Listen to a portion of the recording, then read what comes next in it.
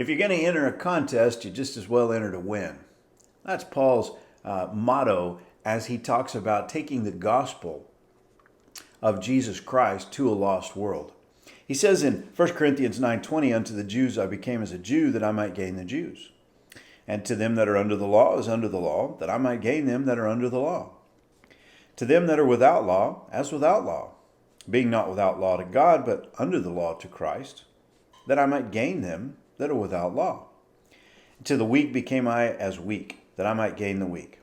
I made all things to all men, that I might by all means save some." Now, this isn't Paul being a hypocrite. What this is Paul accommodating the group of people that he's taking the gospel to. In other words, when he goes to the Jews that are very sensitive in regards to food and customs, he honors those.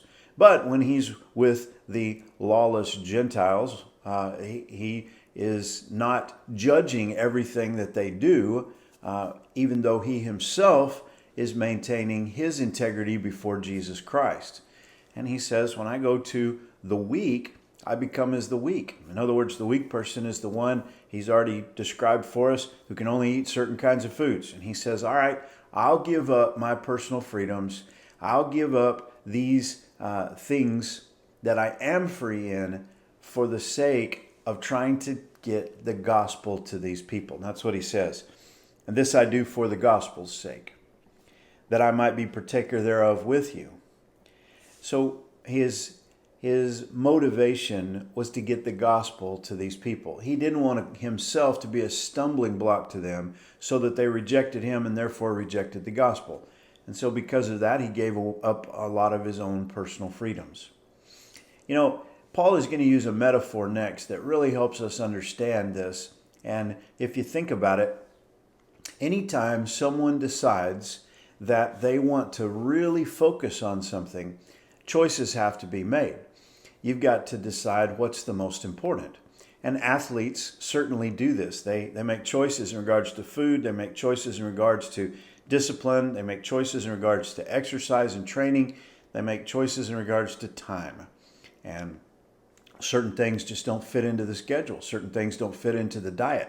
They get rid of those things and cut those things out so that they can focus on that which is going to be necessary to get them to a place where they can win whatever race it is that they're running.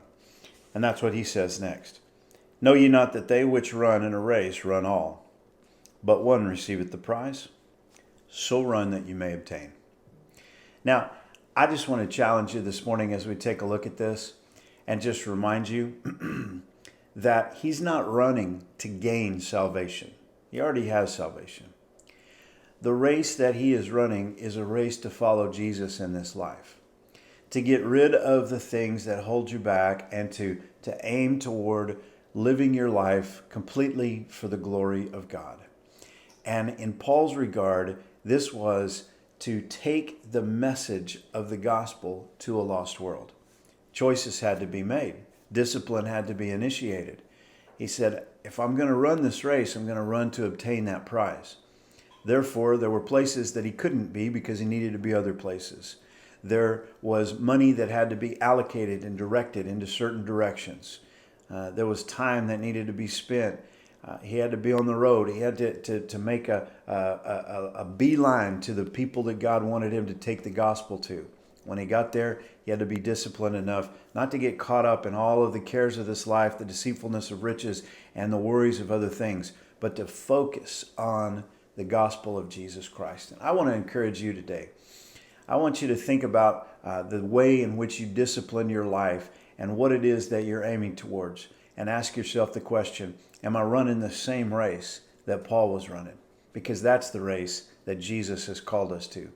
Let's take the gospel to a lost world for the glory of Jesus. God bless you. Have a great day.